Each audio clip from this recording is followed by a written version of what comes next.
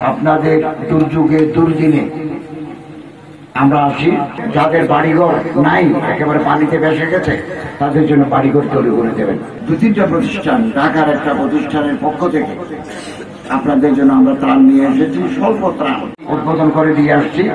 আপনারা যাদের ঘর এই বন্যায় ভেসে গেছে, ইঞ্জিনিয়ার নাসির সাহেবের সাথে যোগাযোগ করেন, তিনি পর্যায়ক্রমে যাদের বাড়িঘর নাই একেবারে পানিতে ভেসে গেছে তাদের জন্য বাড়িঘর তৈরি করে দেবেন।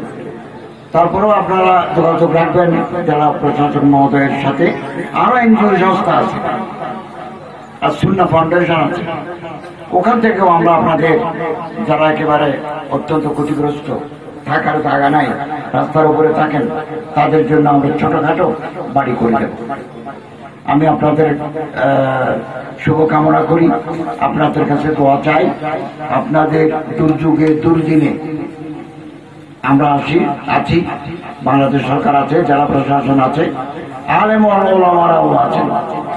আমি লক্ষ্য করছি ফেনী, নোয়াখালী, লক্ষ্মীপুর, যেখানে বন্যা দুর্গত মানুষের পাশে আলেমরা, মাদ্রাসার বিভিন্ন হুজুর ওলামায়ে কেরাম ঝাঁপিয়ে পড়েছেন, তারা মাঠে ময়দানে সাহায্য করছেন। এবং ওই ফেনীর ওদিকে, মুহুরী নদীর ওদিকে 1 কোটি টাকা খরচ করে বাঁধ তৈরি করা হচ্ছে বেসরকারি উদ্যোগে। সরকারি উদ্যোগেও কাজ চলছে, বেসরকারি উদ্যোগেও কাজ চলছে। ইনশাআল্লাহ আমরা এই বিপদ থেকে উদ্ধার হতে পারবো। আমরা আল্লাহ তাআলার সাহায্য কামনা করি, আপনাদের সহযোগিতা চাই।